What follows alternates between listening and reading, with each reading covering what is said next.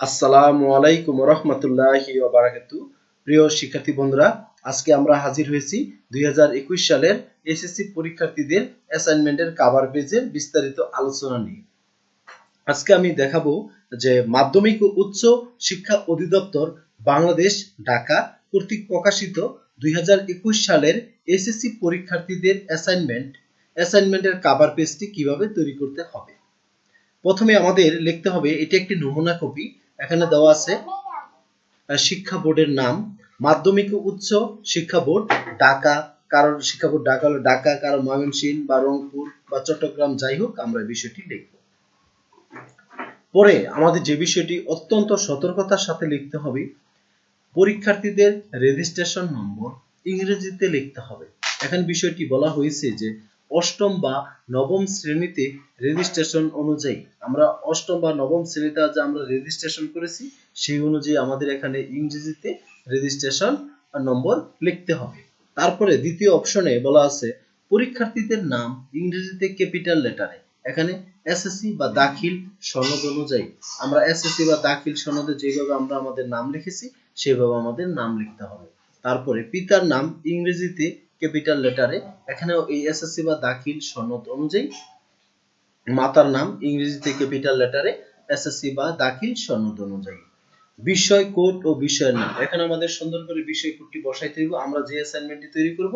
আরেকটি বিষয় আমাদের যে এখানে বিষয়ের নামও লিখতে হবে, সুন্দর করে আমরা লিখব যে পুরো নাম লিখতে হবে বিষয়। কেউ লিখলো যে বাংলা, না হবে না, লিখতে হবে বাংলা প্রথম পত্র, বা কেউ লিখলো পদার্থ বিজ্ঞান, হবে না, বিষয়ের কোড লিখবে পদার্থ বিজ্ঞান প্রথম পত্র, বা এরকম ভাবে। খালি কেউ লিখতে পারবে না যে পৌরনীতি, লিখতে হবে পৌরনীতি ও সুশাসন, বা ইসলামের ইতিহাস লেখা যাবে না, লিখতে হবে ইসলামের ইতিহাস ও সংস্কৃতি প্রথম পত্র। এই পুরো নামটি লিখতে হবে।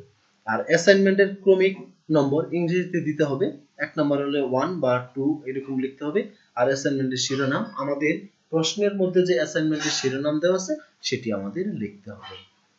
আরেকটি বিষয় আমি এখানে বলবো যে আমাদের নিচে যে ঘরগুলো দেওয়া আছে, 3টি ঘর দেওয়া আছে, এই একটি অংশ, এখানে আরেকটি অংশ, এই পাশে আরেকটি অংশ, এই অংশ 3টি কোনো শিক্ষার্থী আমরা পূরণ করব না, এই বিষয়গুলো আমাদের খেয়াল রাখতে হবে। আর আমরা এখানে যা পূরণ করব এই বিষয়গুলো অবশ্যই আমাদের স্পষ্ট বলা হয়েছে যে শিক্ষার্থীদের স্বহস্তে নিজের হাতে এগুলো লিখতে হবে।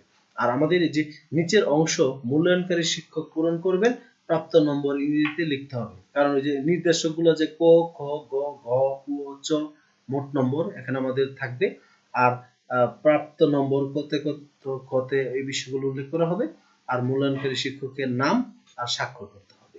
একইভাবে নিচের অংশ সংশ্লিষ্ট শিক্ষা প্রতিষ্ঠান কর্তৃক পূরণ করতে হবে। এখানে বিষয় কোড ও বিষয়ের নাম, অ্যাসাইনমেন্টের ক্রমিক নম্বর, অ্যাসাইনমেন্টের নাম, আর শিক্ষা প্রতিষ্ঠানের যে কোড নাম্বার এবং প্রতিষ্ঠানের নাম সেটা লিখতে হবে, পরীক্ষার্থীর রেজিস্ট্রেশন নাম্বার, আর এসএসসি পরীক্ষায় তার রোল নাম্বার, আর প্রতিষ্ঠান প্রদানের স্বাক্ষর ও সিল, এই বিষয়গুলো খেয়াল করতে হবে।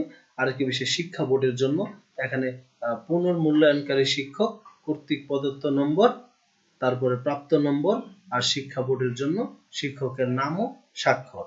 এই ছিল আমাদের বিস্তারিত।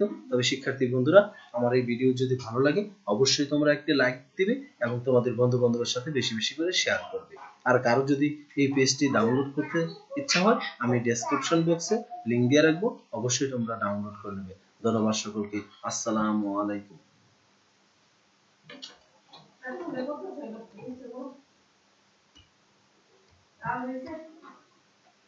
Yeah, dear.